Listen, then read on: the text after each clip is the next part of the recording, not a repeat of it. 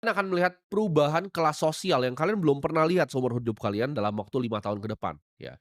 Di 2030, ini agenda dunia, ya. Agenda dunia itu akan bikin kalian itu nggak punya apapun dan kalian akan bahagia. Dan menurut gua, ini menurut analisa gua udah bilang kelas menengah akan hilang, betul kejadian. Dan di sini gua akan bilang, ada kelas sosial baru, gue sebutnya demografi hantu.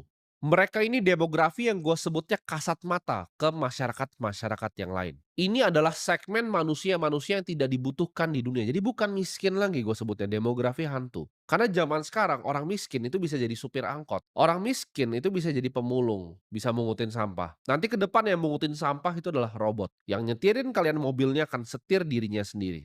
Jadi untuk orang-orang yang melakukan pekerjaan-pekerjaan clerical seperti itu, pekerjaan-pekerjaan logistik, pekerjaan-pekerjaan transportasi, nyetir bus, itu akan jadi demografi hantu, yaitu skill set-nya sudah tidak lagi dibutuhkan oleh masyarakat.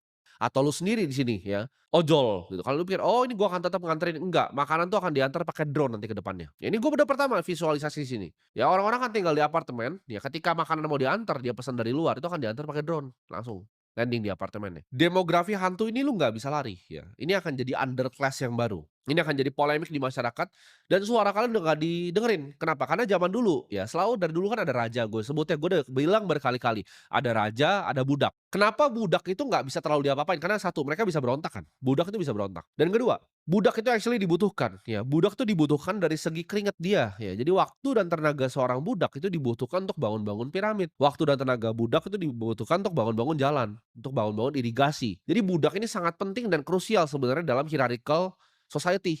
Ya, dalam hierarki society itu penting budak itu ada. Tapi yang gue bilang ini demografi hantu atau underclass yang baru ini tidak dibutuhkan. Nah, hati-hati kalian. Karena budak-budak seperti kalian, dulunya dibutuhkan entry data, ya kan, coding-coding basic, akuntansi dasar. Itu budak tuh sama budak kayak dicambuk. Kasih UMR, kasih UMR.